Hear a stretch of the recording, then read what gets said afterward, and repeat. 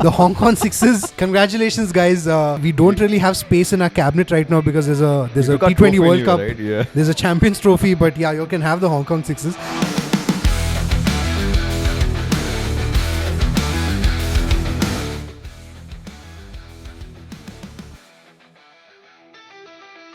Hello everyone, welcome back to Benchwarmers Banter. Episode 10, we've survived 9 of this. If you have survived 9 of this, give yourself a hand because... We've had to survive 9 episodes with Josh Manohar, so you had it easier, thank you. Yeah, we had to... I mean, he is back. Speaking of Josh Manohar, he's back from his Thailand trip. And The 1 week I wasn't there, the reels are doing quite well now. You all are like viral as hell right now.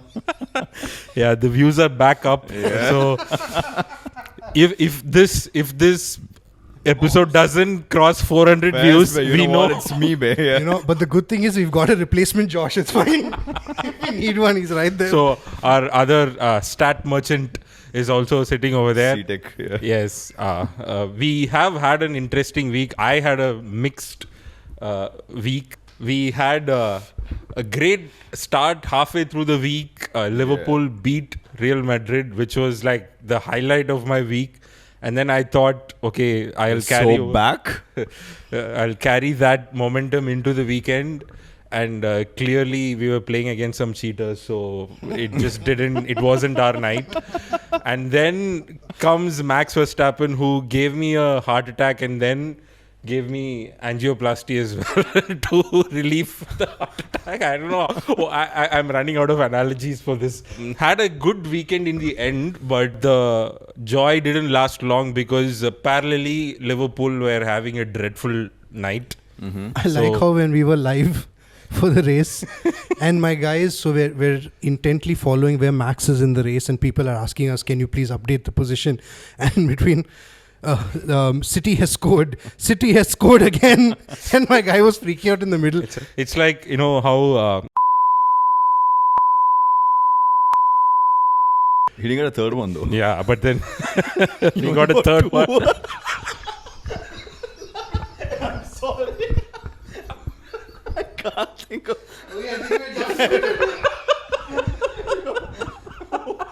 What are we chatting, mate? It's either no jokes or this. Few moments later. Yeah, we were doing the live session and I like my guy was so involved in the race and people were commenting like, where's Max, what's the position? And in between that someone just kept commenting, City has scored again. And I like how he was celebrating the goal that was Oh yeah, I literally took Van a Dijk, moment sir? to celebrate Van Dijk because the score changed. So I saw the score change and then I looked at the race, and then immediately after like 3 minutes or something, I see that it's back to 0, and I completely missed that entire section of the argument and everything. And I was so into the race, I didn't realize there was a controversy over there. Then after the race and all, I got to see that was a disallowed goal. And what was the controversy? See, it's something that I don't agree with. I think the rule is quite different because even if there's a person in an offside position blocking the ball, whenever a goal is scored, it's considered as offside, which is technically not right. I don't think that should be the rule, but that was a controversy because Andrew Robertson was not blocking the goalkeeper, but he was in front of the goal when the ball was hit towards the goal post, or towards the goal. So, and he was in an offside position. So that's when they told that, you know what, this can't be given. It's an offside, cutting ball. I feel like it's a dodgy rule. It's not like the clearest one and all. But apart from that and all, I don't think Salah had like one good chance. But apart from that, I think, yeah, he's just finito right now. What is the final scoreline? 2-0. 3-0. 3-0.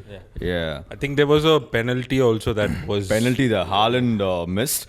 And Andy was very loud in the group. He called Haaland something. You want to repeat that? Huh? I called Haaland Norris which clearly was a bad comparison Norris because was Norris first, went on to win. So Okay. clearly that wasn't a good comparison. Okay. Both of them didn't bottle it. I mean, one guy bottled the penalty, but he still scored again. Yeah. I was seeing some stats about how reliant you guys are on Haaland. Haaland, yeah. Apparently 80% of all the plays are coming from him this season. Yeah, but our best player this game was not even Haaland. It was Jeremy Doku. Okay, and he just got he got married 3 or 4 days ago. So he's scoring on and off the pitch. He is on smoke. Okay, so he never had the end product. So he could dribble past players. He could take on players 1v1. He had the pace. He could even nutmeg people, had the takers, but just could never score a goal. So that was his problem last season. But this season, he has been on smoke. He has been taking on players 1v1. And the best part was the goal. The third goal was mad. The curl on the ball, the fact that he just cut through Conor Bradley, scored the goal. So he was the best player on the pitch. Even though we're very reliant on Haaland, I think this might be Jeremy Doku's season. He has been something else ever since the season started. But before all that, before getting to City, I want to talk about Liverpool. Okay, I know you can't duck this, my guy. You can duck a lot of things like Robertson, but you can't duck this for sure. Because I know he's going to talk about Max a lot, and he'll try to duck this. What happened? What do you think went wrong? So the thing is, the Red Bull was not set up for this track. Okay. Fez. I clearly am.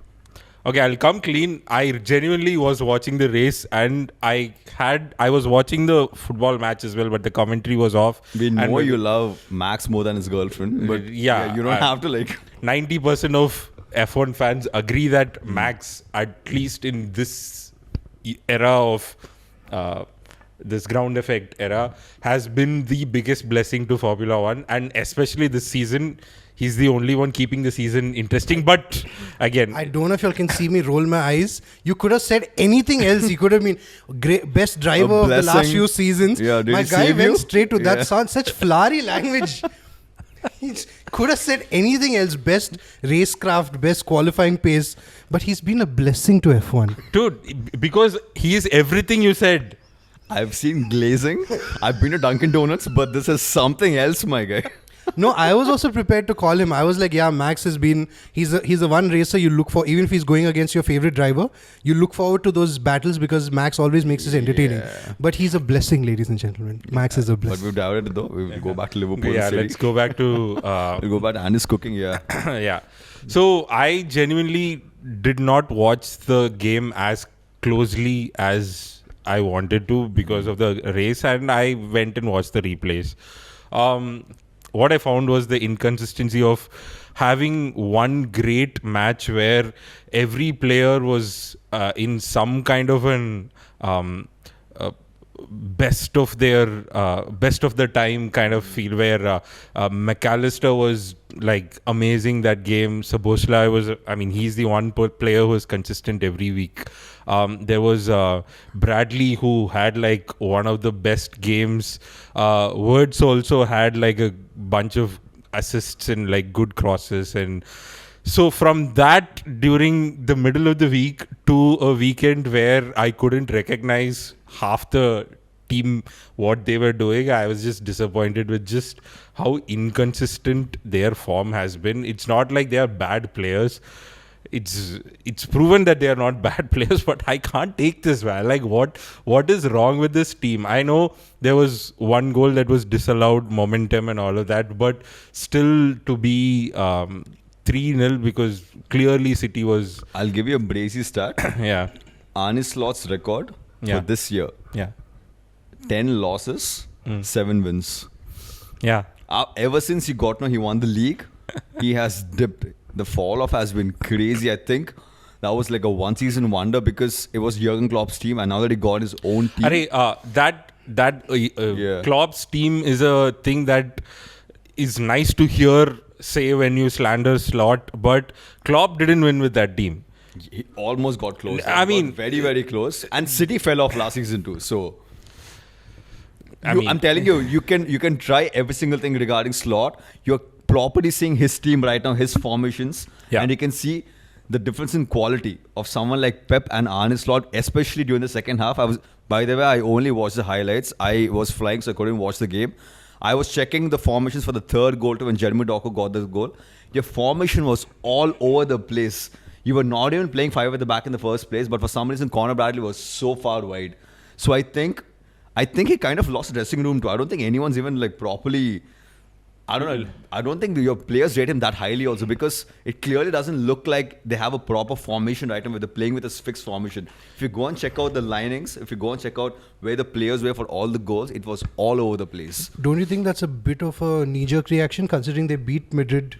They beat Madrid. See, I didn't watch the game either. I didn't watch that too. But Madrid is not in the greatest form right now in the first place. It was a good win against, was it Villa? Aston Villa, the previous week. That was a good win. I watched that. The Madrid game, I'm not really sure, because maybe they had a good game in the week, during the week. But this game, except for that one Mo Salah chance and the Virgil van Dijk disallowed goal, I feel like they were nowhere close. Like the difference in quality was so high, especially in the midfield with Nico Gonzalez, who we never thought would be that good for us. Like he was like the perfect Rodri replacement for us in the DM position. He controlled the ball so well. And your midfield was like non-existent. You're like Donut FC, nothing in the middle. You all were just getting passed through like so easily. Like we had so many counter-attack chances too. So it clearly is a formation problem. Like even if you go and check out like all pool fans online, it's clearly it's not a player issue. It's a formation issue. It's a manager issue. So I think he'd be given like 3 or 4 more games. If he gets like 3 more losses in that, it's looking spooky for him. I think. Because I know Liverpool is not a team that's like hasty regarding the decision and stuff, not regarding managers. Yeah. Because they give people time. But they already have 5 losses this season. More than like 7 to 8, 9 losses in a season before 20 games. That's mad. He'd be hooked. He'd pakka be. For everyone watching, you can make out how good Liverpool is doing from Andy's expressions. Face, yeah. Because at the start he was like top of the table and all. And now I was just wanted to see Manchester United fans. He gave you all some heat. The last video. By the way, if you have the Premier League app right now, you know if you want to see Liverpool's position in the table, there's a thing called accept cookies. You have to click on that, scroll down all the way down, and somewhere like in 8th you'll see them right there. Yeah. Yeah, because he was giving United like a lot of heat, and now you're below them on the points there. Yeah. So I'll tell you, if that one goal, anything I say at this point is going to be. You can't chat now, my guy. Yeah, but then if that one goal was allowed, we'd be above. In goals. In goal difference? Yeah. Oh. Yeah, but like it doesn't matter. The worst United team in the history of football, and you're commenting on goal difference? Okay, man, fair's my guy. Yeah, but I'll tell you, we finished most of our difficult away games, not all of them, but we've faced most of the teams that are above us, except for Sunderland. Sunderland away is a very tough game. Very tough game, I get. Game, by the way. So, till Jan, your next few games are Nottingham, there is Burnley, there is Brighton, there is quite a few home games that are coming up. We have Leeds, we have Wolves, Fulham. And then I think only in Jan we have the next maybe team that is above us, which is Arsenal again. So till then, I think we are facing quite a bit of teams that are. I mean, if we lose, if you lose to Wolves, my guy, you should be sacked after the game. They don't have a single win in like 11 games. Wolves, okay. You cannot lose to... If you lose to Wolves, I'm sorry. You need to write an email to them, to sack him. Ain't no way he's making it. Like, after them not having a single win. See, I think... They're 20th with no wins, Wolves. If you lose to them, my guy, finito be kalas. It's so over for you all. I think it won't be that bad. See, the team is not that bad, okay? It's a fixable issue. I believe Slot is experimenting, I guess. I don't know what's the word to defend him at this point. The thing is, the positions that they had for, like, I'll tell you, the one thing that the everyone... are crazy, you know. It's not an excuse. I'm not even talking excuses. When other teams lose, your team is shit ball. But now Slot's experimenting after spending 450 million, my guy, we won't take that, my guy. I'm sorry. Can Ferrari borrow that? We've been experimenting the last 17 years. You either get cooked or you don't get cooked. There's no experimenting, my guy. But if he experiments against Leeds, West Ham and Brighton loses, they're going to put his ball head on something and dunk him immediately. No way is getting given a chance. Nothing's going to happen. In Slot, we trust he will do Wow. some juju. No one has ever said anything with more confidence before. And slot B, trust. No, I was figuring out the word. I am editing, okay? I'll cut the gap.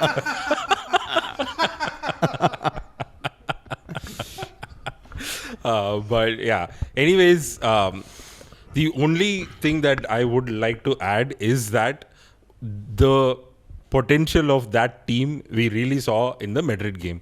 That was not just me saying it.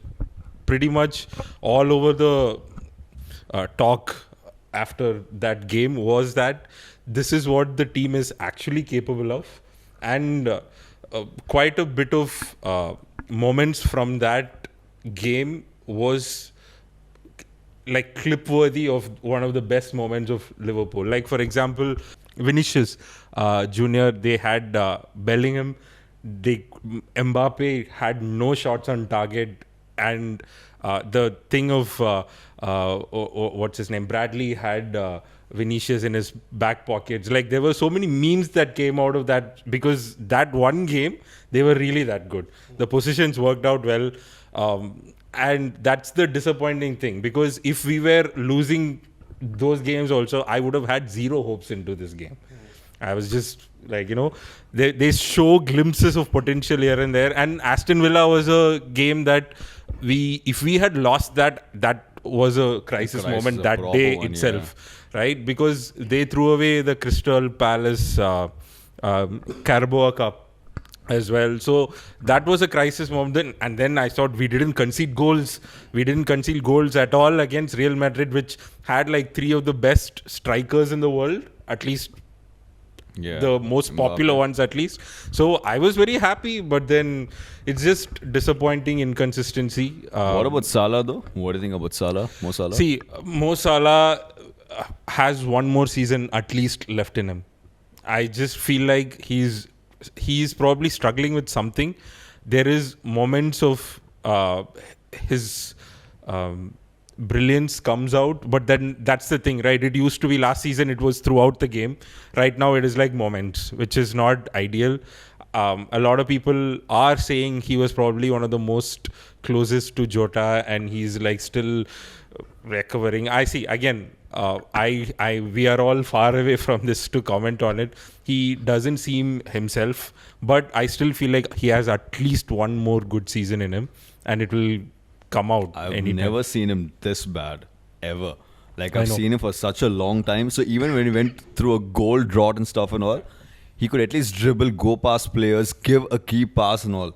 But now he just doesn't look himself at all. He looks like Mo Salah, just nowhere close to what he was. I mean, I get it, he's 34. Yeah. Like, you just keep dipping in and after that age, but I just don't understand the drop off, because he was so good last season. He literally carried the team to a league title. Yeah. And now it's just, how can you be that bad from like April to November? He can't fall off that quickly. Is he carrying an injury or something? He's not carrying an injury. He's absolutely not carrying an injury. It's just the fact that he's just unable to make those passes anymore. Like those crosses, like even a 1v1 chance that he had in the last game, 99% of the time, Salah finishes that 99% of the time, because I've never seen him miss like a one-on-one chance that easy.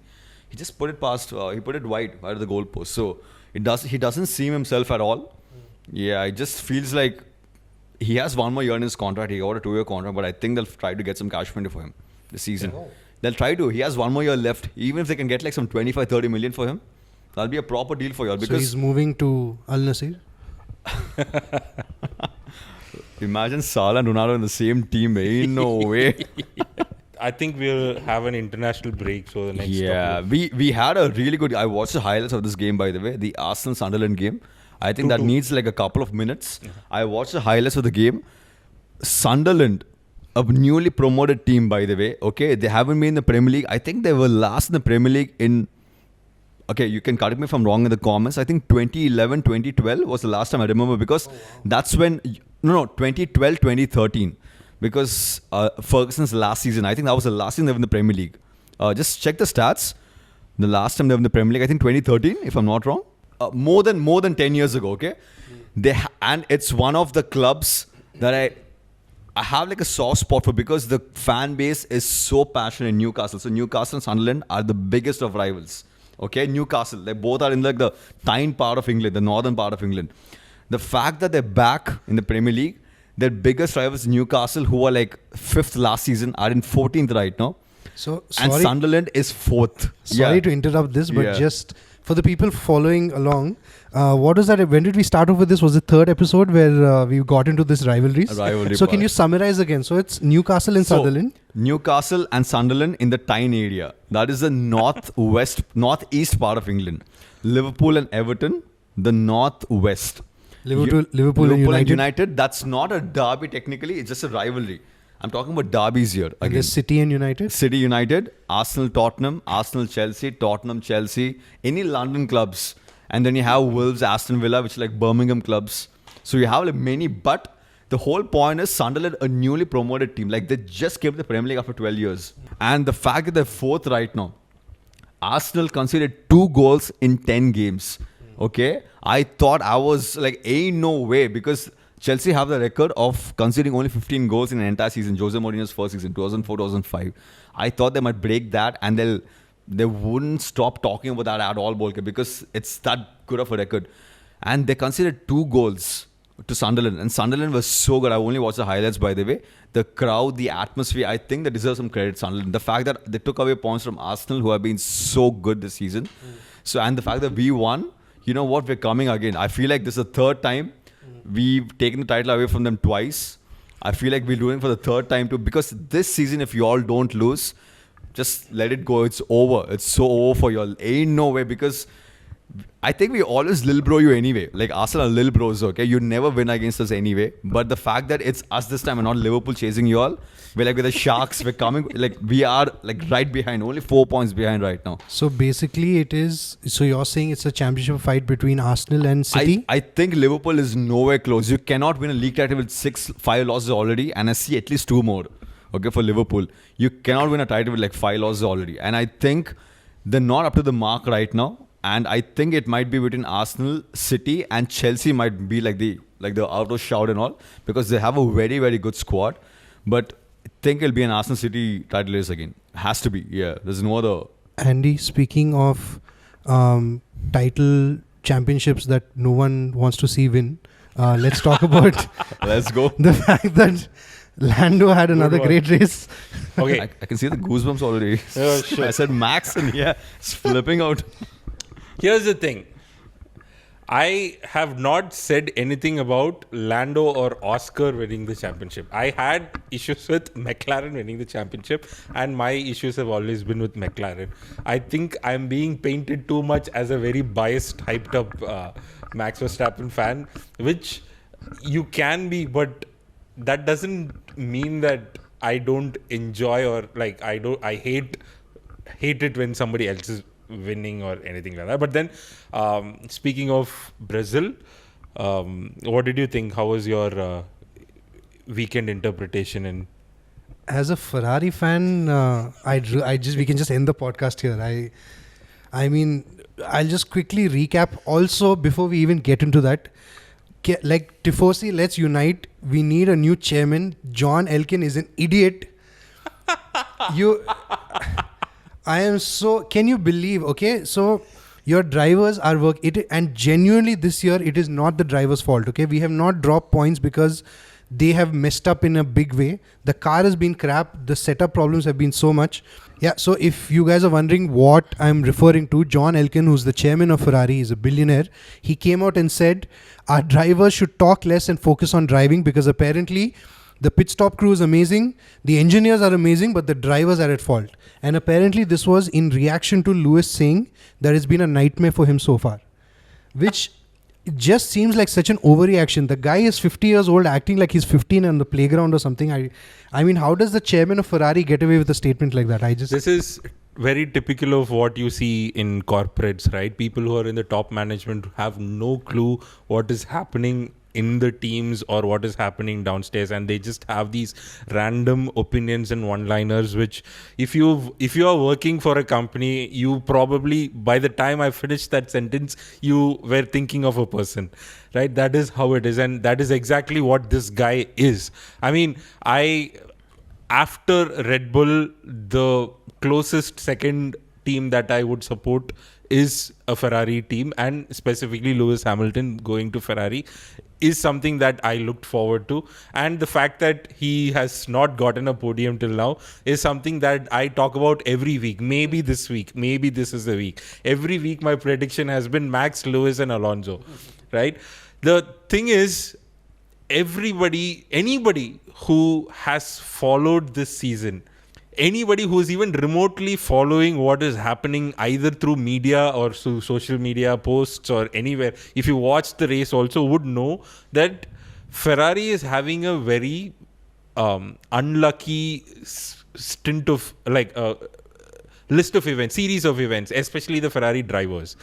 The day when they are in the best of forms, the car doesn't work. The day the car works and they are in the best of moods, somebody else comes and crashes into them, right? It has been a nightmare for Lewis Hamilton. You cannot have a person who has 7 world championships, has a caliber of driving in the wets in that track, who has had history, who has made history in Brazil before, come and have a disappointing weekend, and then after that, instead of backing your drivers, come out and say shit like that. This is your recipe for Tifosi voting you out.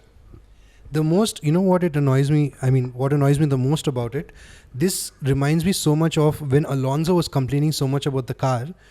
Alonso at that moment was the best driver in the sport. Hands down, no competition.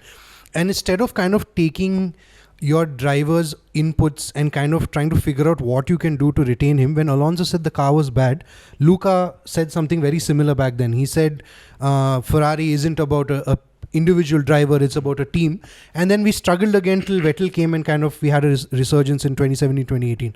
So I feel it's very careless from chairman's point of view. I get that maybe he thought it's tough love or whatever it is. Yeah. But as a Ferrari fan, it was so annoying. And there is a movement. There is a movement to vote out John Elkann. I so hope it happens. Right. And if Can we vote? I know. Okay. I know. I wish we could. I would vote for him again, yeah.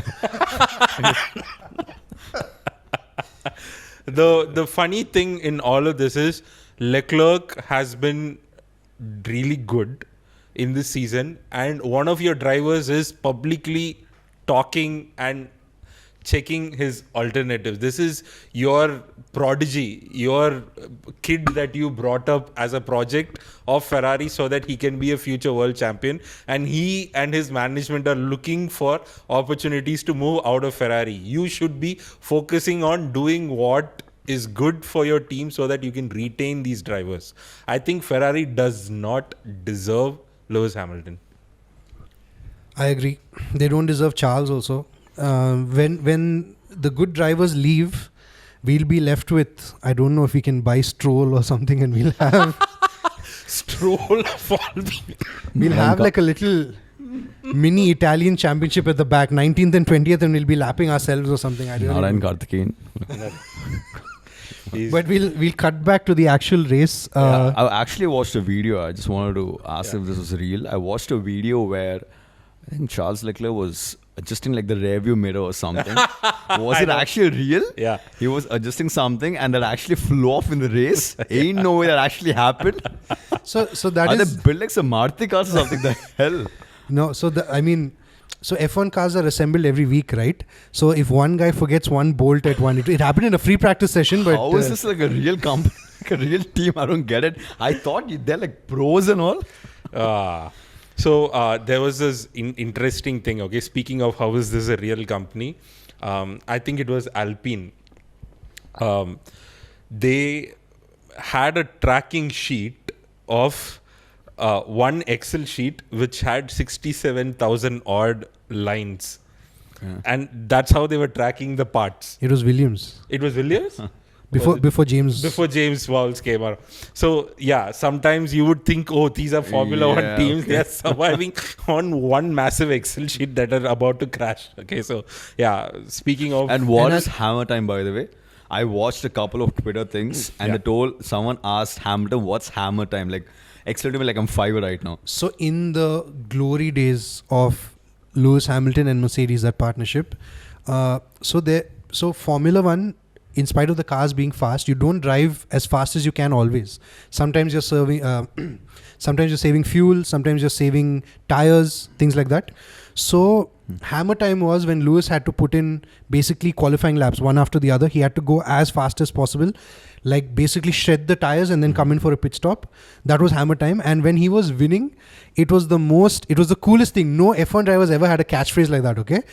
And it was the scariest thing for rivals, because as you heard hammer time on the radio, you know, even if you're leading, you're not going to be leading for long. It was, and I saw the clip that you're talking about. He was so sad. Like I felt so, like he said, someone asked him, is it hammer time this week? And he said, hammer time. I've not heard that in a long time. And I just wanted to give him a hug. Plastic stick time right now. What is it? So hammer is Hamilton. It's a thing, right? So because of that, I went and checked. All the comments also, like, I've never heard this term in a very long time and all. And it's actually mad emotional to hear him talk about this I'll term that way. quickly circle back to my rant because I realized I'm not done. Yeah. If you guys know Lauren Mekies, who's now the head of Red Bull, right? Yeah. So he was, before this, he was handling the sister team, and when Christian Horner was removed, he stepped up and he's doing a good job. He was at Ferrari. He was the second in command at Ferrari for such a long time. He was during the Matteo Binotto era. And now he's gone to another team and he's doing well. If we let our drivers leave, if we let Lewis leave, if we let Charles leave, they will go out and they will have amazing careers. We will suffer. John Elkin, consider your words and pray that I don't find your address.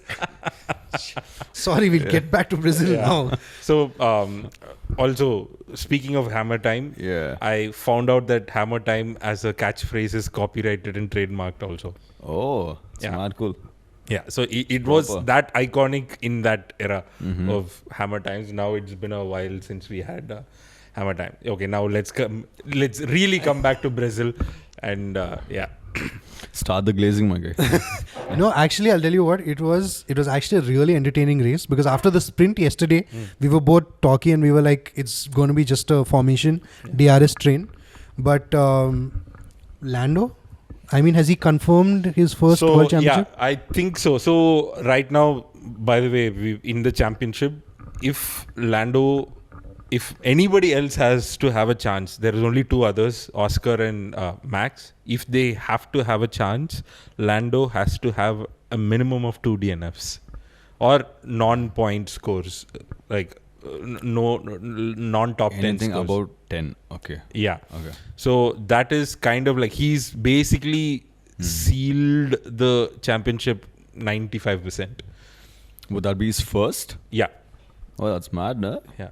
Weirdly, right, Formula One over the last few years, if you have a champion, you end up having a champion for multiple years.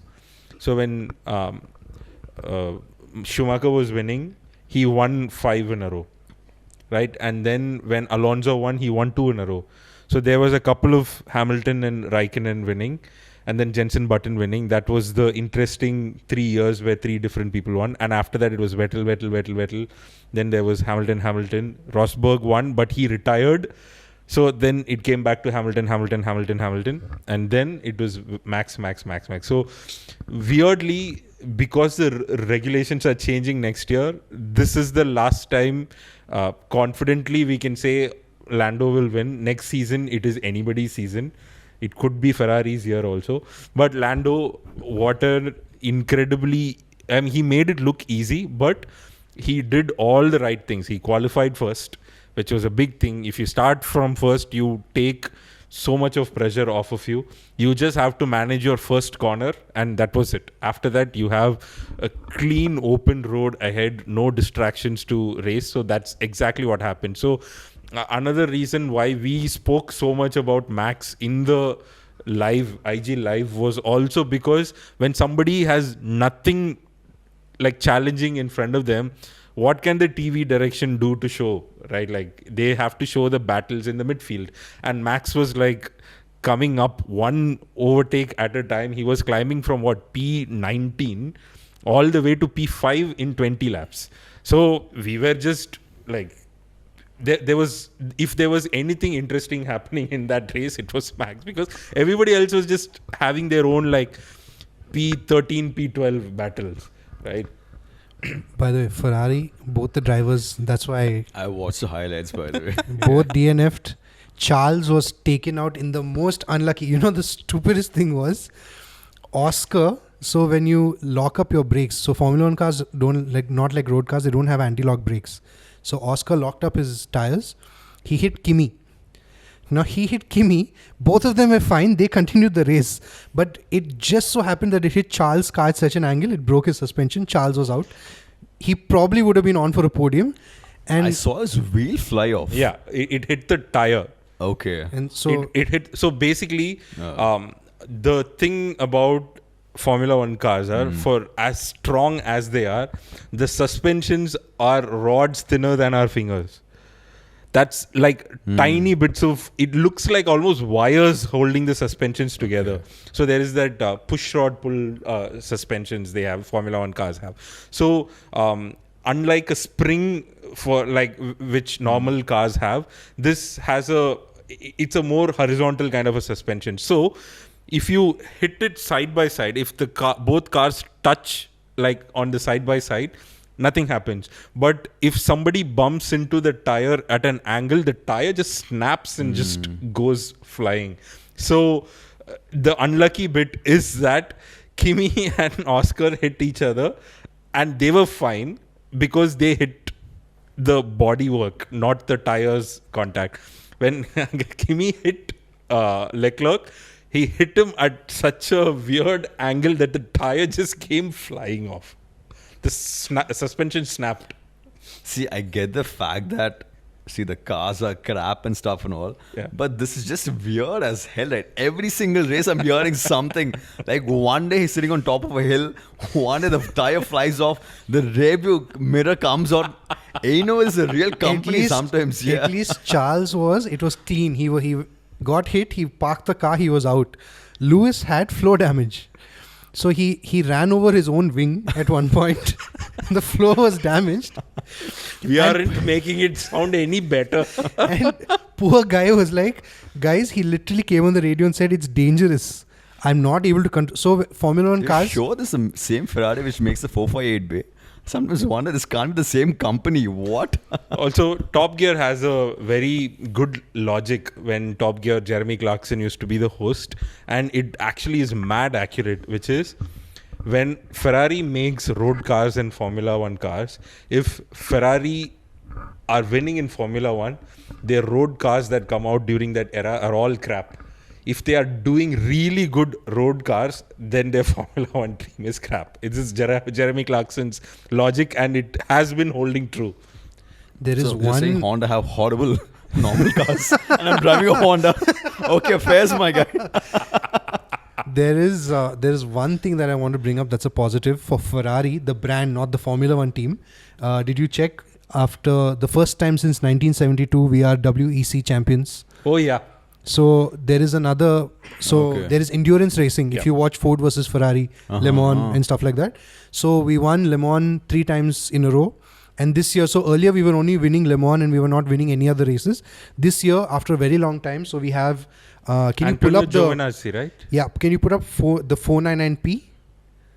499P. Yeah.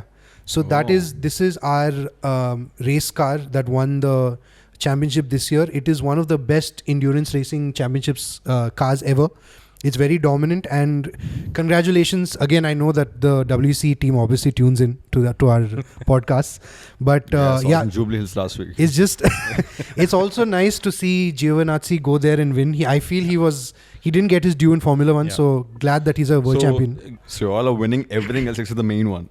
Okay, fairs, my guy. Speaking of the big thing that happened in that race at Brazil was Max's comeback.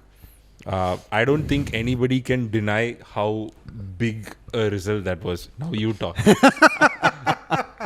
Okay, so summary.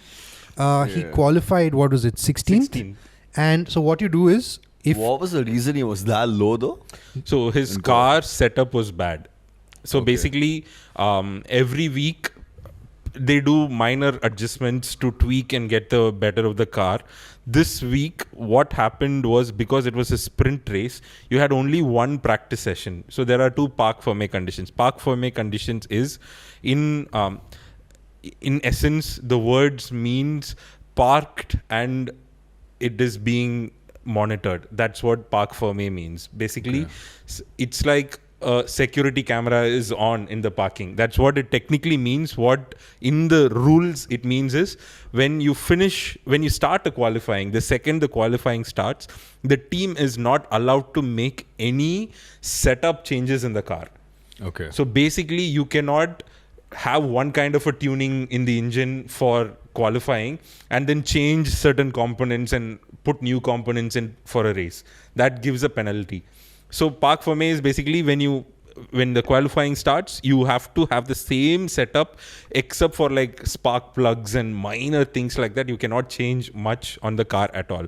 Now, in a sprint weekend, you have two qualifyings. One was the sprint race qualifying, and then you have the main race qualifying, which means he was stuck in this weird loop of having one practice session, not really feeling comfortable with the setup, but immediately had to go into a qualifying, which meant he started the weekend in the wrong foot and he couldn't change it, right? So then he's finished the sprint race and he still did not get a time for the next qualifying, because sprint race happened Saturday morning and 3 hours later it's the qualifying. There is no gap for you to make adjustments, let alone adjusting and testing it and seeing if it is good or not. So he started off on a bad setup and it continued all the way till qualifying. It was the first time Max qualified in P16 where it was not based on any penalties or anything. He was genuinely bad and he qualified P16. So what they did was, to kind of take advantage of that, they broke parc firm conditions so that they can make changes on the setup of the car. So he went from 16th to 20th, but I think that probably was a very good strategic move.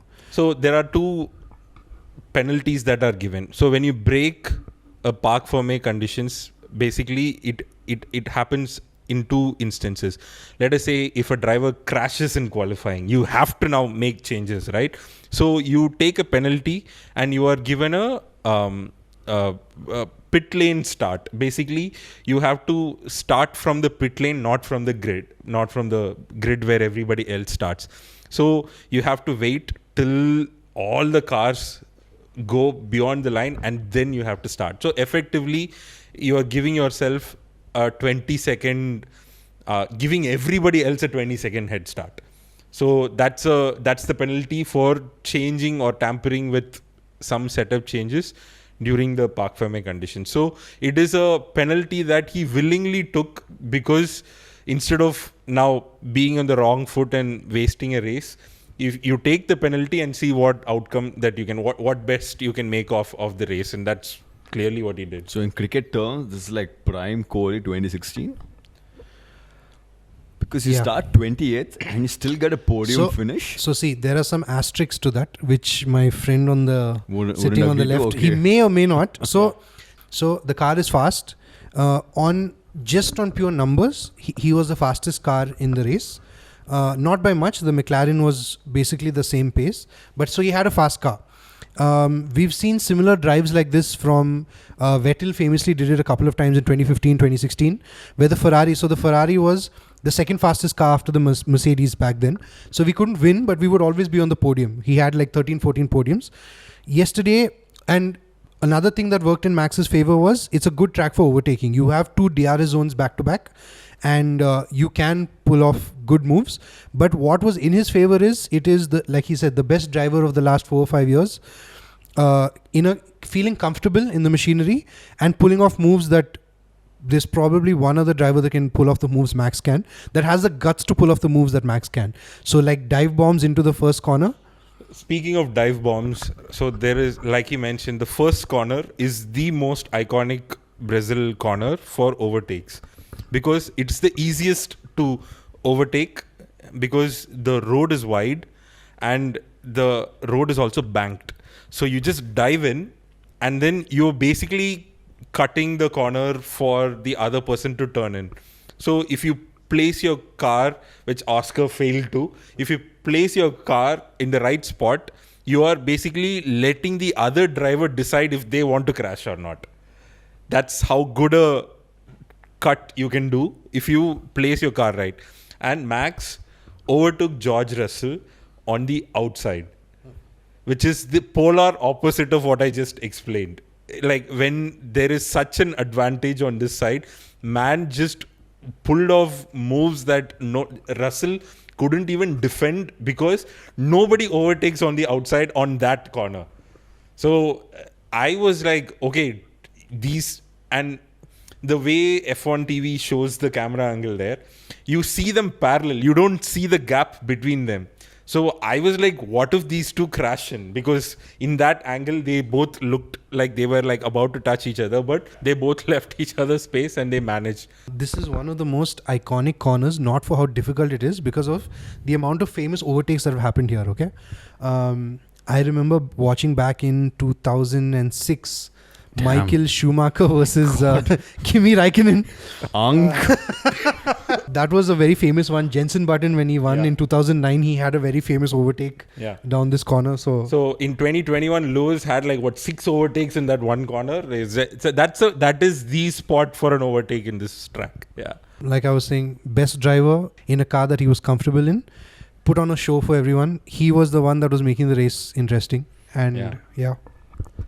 So that's about F1. So we have 1 week break, and then it is 3 races back to back to the finale. So I have a breathing space for a week. After that, it's going to be 3 weeks of content. I know I'm going to do a bit of self-plug, which I didn't even think of. I'm at 93K followers as of today. Okay. I know it sounds like a flex, but these both boys were there. They were one of my first 5 followers. Okay, my first 5 followers were these 3 and my wife, because nobody else knew that I was even planning to. And I had told both of them and everybody in my friends and family that the max I expected was 5K, and then it hit 10K. And then I told them the max I hit would be 25K, and then it will plateau, and then it became 25, 35, and then suddenly it hit 50, and then I said the max I would hit is maybe 60, and then it would plateau, and then somewhere it came to 75, and I told myself 80, 85, and I am genuinely, sincerely thankful for the support. I know I might come across as a Max fan, but might? But I actually don't care. Fez, my guy, Fez. 50,000 people are unfollowing right now. The thing is, I have always unfollow him when it touches 99, okay? Yeah, not now. But in all fairness, I just started doing this out of just pure interest in the sport. I didn't do it for clout, or I didn't want to be an influencer or earn money. Like I mentioned multiple times, I've made 0 rupees out of this page. In fact, I've invested in this page with all the gear and equipment and stuff like that. So thank you so much for the support. I don't care if I hit 100K or not, because 93K is nothing short of support from the audience. So I just thought, before we move on to the next segment, I genuinely wanted to say thanks, because the next 3 weekends are going to be a marathon till we have a world champion, which might as well be Lando Norris. At this point, it is the battle for P2 between Oscar and Max. So yeah, it is what it is. Speaking of the second best teams going around, Josh. You have the same segue for every single thing, right? Speaking of... yeah. Talk about the Australian cricket team. Fez, my guy. Wait, let me think if I can think of something funnier. Yeah.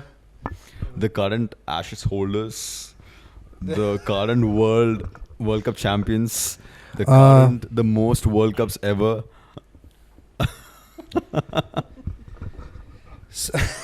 Can't think of anything. Let me.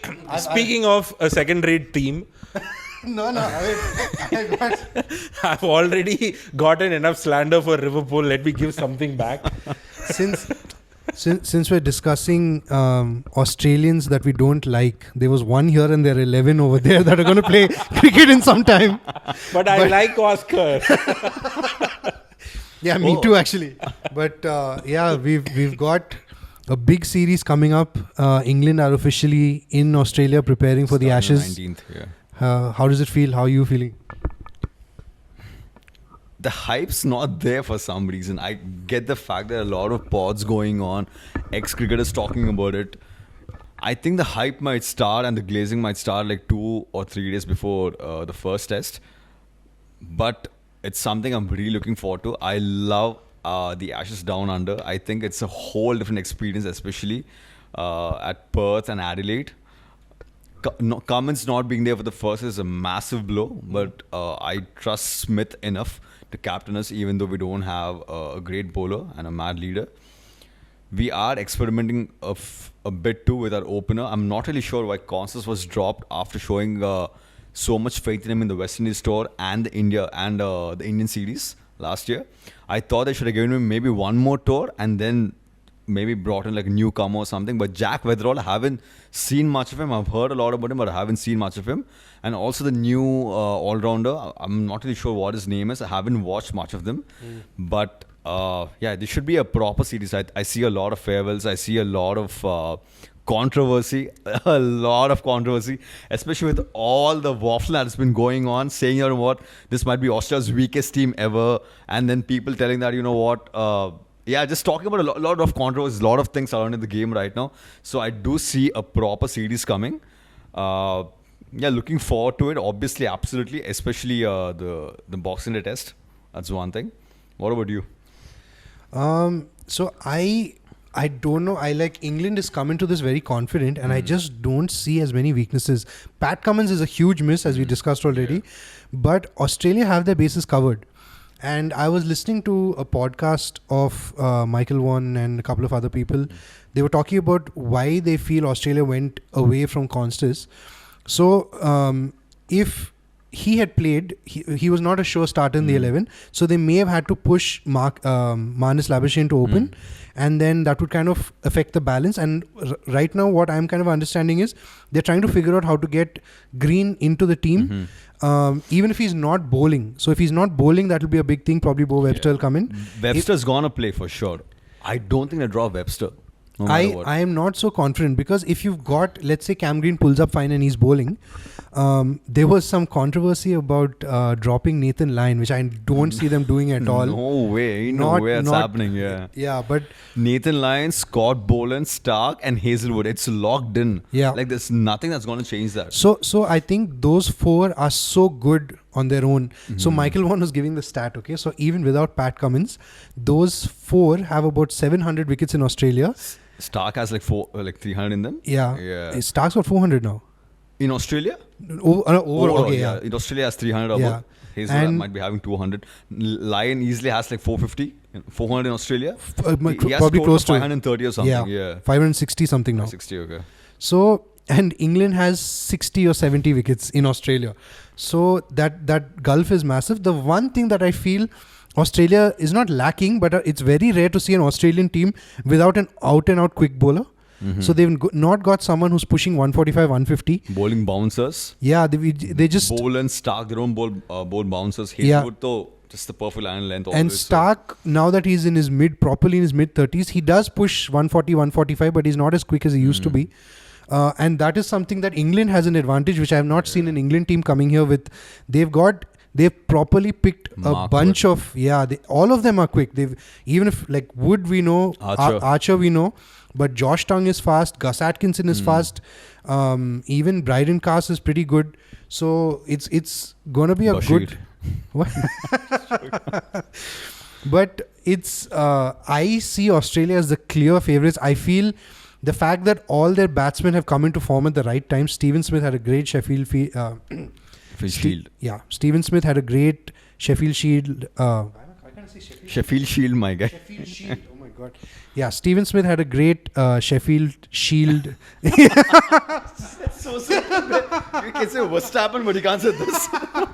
Stephen Smith had a great run-up to the series. Manas is back in form. Even the new opener, again, whose name I've forgotten. Jack Weatherald. Yeah, he's apparently 1,500 runs over the last 2 seasons in the Sheffield Shield. And they're looking in great form. Realistically, England, if they actually need to challenge Australia, Joe Root is going to have the series of his life. Stokes is going to have to be amazing. Archer's going to have to play at least 3 of the test matches. Wood, I'm pretty sure, will not. And they need Cummins out for more than just 1 match. He needs to not be available for 3 matches. And then if maybe we they'll have lose a the chance. first test, he's playing the second test no matter what. No, we can lose anything but not the Ashes, my guy. I'm sorry, not the Ashes. Yeah, ain't no way. I mean, see, last year for the BGT, they lost the first test. Australia lost the first test, but you all came back very strongly for the rest. So I feel this team is... So there was a stat that since the 2023 WTC final or something, Australia has won 80 or 85% of the test matches they've played. It is right now the best test match team going around. India was that for a long time, but right now on current form, it is clearly Australia. Yeah, it should be. What are your predictions for the series? Okay, I wouldn't go bold and say a final, that's for sure. For some reason, the last whitewash was 2013 when it was final, because 2017 was 4-0. Remember, it was a draw at the MCG where Cook got a double century. 2021 was 4-0. So the last 2 were 4-0s. We don't usually white. Wasn't 2011 the one where you lost the Ashes at home? Yeah, 2011 we lost. Yeah. 2013 was final. 2017 was 4-0. 2021 was 4-0. So I don't expect a whitewash like a final thing, but I'm expecting a 4-1. I think England might nick a win for sure. I think the best place for England to win is the MCG, where you don't have a lot of bounce and a lot of pace. That might be the good part for England, because the other pitches, I just don't see them playing Hazlewood, Stark and Boland that consistently. Especially Boland, I rate him so highly. I just hate the fact that he's 36 years old. And the fact that he's always the second fiddle to Hazlewood and never the first choice. Hazlewood Boland gets into any team in the world. Any team, if not for the Australian team. Like, if not for Hazlewood, Stark and Cummins, he gets into any team. So the fact that he's almost aging and we just never saw like prime Boland, it's kind of sucky. But I feel like, 4-1 is my prediction for sure. Anything more than that, I think that would be a mad series. Like, a 3-2 would be an all-timer. I can't imagine a 3-2. I would love for it to be a 3-2. I would love for it to be 3-2 in England's favour, just to see your face when they lose. But we've retained the last 3 Ashes anyway. Yeah. We drew the 2011, 2022 in England. 23 we won. 20, yeah. But even I think 4-1 to Australia. Realistically, 4-1, I don't see. And the baseball, the whole methodology depends so much on the wickets. Where who cares about baseball? We have McDonald ball. We are talking about baseball. This is something that I want to quiz you on, okay? Fernandez, can you just open up the WhatsApp thing that I sent? Okay, so I was kind of looking at... quiz ready for this quiz, my guy. Yeah, because, India, we've had such amazing players. We have such a rich history. But when it comes to nicknames, all we've had is Jamie and Mahi. Like, we've come up to, like, Yuvraj became UV. I love Australia's, like, the sporting culture and the nicknames. So ask me, my guy. So I'll come with chess regarding Australia. So Let me know. I thought that I knew all of these really well, and you'll probably get all of them. But there were a few. So I've been listening to a lot of Ashes podcasts, and there are a couple that even I was like, wait, who are they even talking about? And I had to Google it. Cool. Okay, so the first one, I'll start you off with an easy one. Who's pitching? Glenn McGrath. Okay, let's go to the next one. Steve Smith. Okay, wait, I'll have to call it out. So Smudge is Steve Smith. Yeah. Let's go to the next one. Tugger. Mitch Marsh. No. Wrong answer. Think again. Come on, Tugger. Tugger? Captain. No. One more try. Come on. Michael Clark? No. One of your, probably the most successful captain. What? Steve Waugh. Tugger. Tugger. Yeah. My Okay. guy, that was Okay. and it's getting more difficult. Okay, next one. Junior's Markwa. Okay, you know that one. Junior's Mark. Church is Michael Clark. Sorry, wait. Church, wait. Oh my God, Church, wait. I know Church. Wait. I know You Church. better. I know Church. NLAG. I know Hope you Church. see. Adam Gilchrist. It took you some time. Okay, Hoff Hazelwood. and Slug.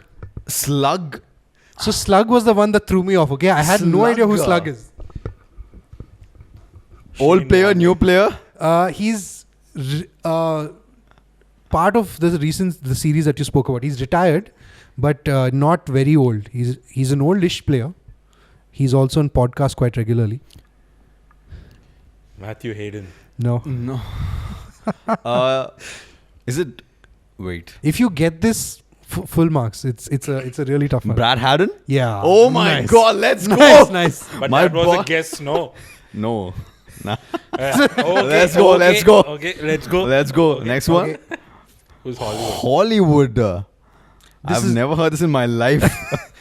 If I give you the other name, you'll get it. So you have to. This is not his primary nickname, but just think of characters in the Australian dressing. I think I gave it away. Shane Actually. Warne. Yeah. Okay. Shane Warne is Hollywood. Mm-hmm. I think that's it. Was there anyone? I That's it. just gave the answer one name before. Yeah. Before. Okay. Okay, if we have he's a big Australian cricket nerd, but if any of you actually got some of those answers, I knew a lot of them, but Slug was something, and even Junior, I heard Binger talking about it. at all. Yeah, know, Tugger yeah. was Sure, okay. but Junior was so. Junior, on comms, you keep hearing, right? On comms, Mark War. So that's how I got it. But because I never watched Steve Waugh, my guy, to be very honest. I only watched comms and highlights of Steve Waugh. He retired in 2003. Yeah. Okay, I started watching 2005. So I've never watched Steve Waugh properly. But yeah, I've learned something new though, that's for sure. But Tugger and Slug. Yeah, I just love the nicknames. How These did I guys. forget Gilchrist for a while? I'm glad I got it right. I would have been called a fake fan for doing a If you church, didn't, right? Yeah. Yeah, but looking forward to that. Also, we'll very quickly touch on one of the greatest series that has ever been played. At least that's how the Pakistan supporters are celebrating it. The Hongkong Sixes. Congratulations, guys. We don't really have space in our cabinet right now because there's a took our T20 trophy World anyway, Cup. right? Yeah. There's a Champions Trophy, but yeah, you can have the Hongkong Sixes. But have you seen the buzz on Twitter and social media? No, I have been following this. I just checked the scores and all. So I'll tell you the difference in philosophies. Okay, so our squad for the Hong Kong Sixes was Josh, can you pull up the squads for India? So this is basically, it's played in Hong Kong. It's tiny boundaries, and it's just a vibes tournament. Okay. So our squad was all these retired people, and some of them Priyank Panchal is playing. Okay, my guy is a Ranji Trophy guy. Stuart Binney, Dinesh Karthik, who's a commentator for the longest time. I don't Robin remember. Uthappa. Shabaz Nadeem. He used to play for RCB. NPC, yeah. And Abhimanyu Mithun, okay, who is coaching right now. He's been coaching for a long time. And now if you can pull up the Pakistan squad. So all of these, the Indian team is all guys in their late 30s, early 40s, retired guys a long time ago. Pakistan has sent Abbas Afridi is 23 years old. He's been playing for Pakistan. Can you open his profile? He played for Pakistan, I don't know when last, okay? He played this year. They sent 20-year-olds and they're flexing on us oh, we beat you guys. Pakistan, find shame, please. My guys, and genuinely, I love when India-Pakistan matches are competitive, but please don't come at us with Hong Kong Sixes, guys, please. Another thing that I want to because I like my cricket stats. So, you remember Kohli had his horror run from the 70th to the 71st century. Mm-hmm. It was 83 innings, okay? Which was for someone who averaged... Earlier, he would average 6 innings per century. He waited 83 innings for 14 centuries he basically missed out on. So, Babar Azam, back then, do you remember the tweet that he famously said, "Don't worry, Kohli, this too shall pass," and all of that? My guy has been without a century for the last 2 years. He's now on 82 innings without a century. I want Kohli to retweet that. You'd be the funniest thing in the world. No, but... Sitting in London and retweeting it. But Babar Azam fans, do not worry. I am 100% confident that a century is coming because you'll have a series lined up against Zimbabwe. So let's sing it together. Give me freedom. Give me fire. Give me Zimbabwe. Or I'm going to retire. Let's go. Yeah, but Babar, and the fact is, he's someone that I actually rated as a batsman. I think he's a really good batsman. His fans made a mistake of comparing him to Kohli way too early. And now I would say, don't even compare him to Gill. Gill is a little ahead. Let him get back in some form. Let him win some matches. Let him maybe draw a series in England. Things like that. Captain his side to a regional trophy. Something like that. Let him do something and then maybe you can start comparing him to Gill. Chat with Druzil and all them. Yeah, maybe like Babar fans, if you want to compare him to anyone, Vaibhav Suryavanshi is 14 or 15 years old? By the time he's 21 or 22, you should have another century by then, hopefully. So by then, maybe we'll chat then, but till then, yeah. Two things that we wanted to remind you, if you have watched the podcast till now. We started an Instagram page. We've been uploading some of our clips over there. Do follow our Instagram link. We'll leave the link in the description below. And our podcast quiz episode seems to be doing well. There has been only positive feedback about that episode, which is very rare because half of us are bullshitting half the time. So but speak for yourself, my guy. Yeah, fair enough. Yeah. So we are planning to do monthly once, at least one quiz show like that. Maybe not 40 minutes of like long quizzes, maybe like more sidemen, 20 minutes each kind of. We'll do some quizzes. So you might even see new faces. So stay tuned for that. Maybe next week it would be a quiz. Next week it might be a quiz because we don't have any races happening also. And no football. The break in football. Yeah, international break. So we might have a quiz show bringing it back, a fan favorite. So that is what you can look forward to next week. Yeah. Yeah, so if you all like this video, please share, leave a hate comment, subscribe, share this with your friends, your enemies, your sneaky links, whomever you have. Share the video and let us know what you think. And also, please follow the page. You'll have a great firstborn. See you. Bye. So if you hate us a lot, don't just leave one hate comment. Forward it to your friends to ask them to leave a hate comment. Ask them to. Don't dislike the video. Just leave a hate comment. Subscribe and then leave a hate comment. Don't just leave a hate comment. Put in a little more effort. Just waffling now. Clearly they'll put in more effort than we are putting in right now. That's not. Alright, anyways, thank you so much for watching, guys. See you all next week. Bye. See you all. Bye.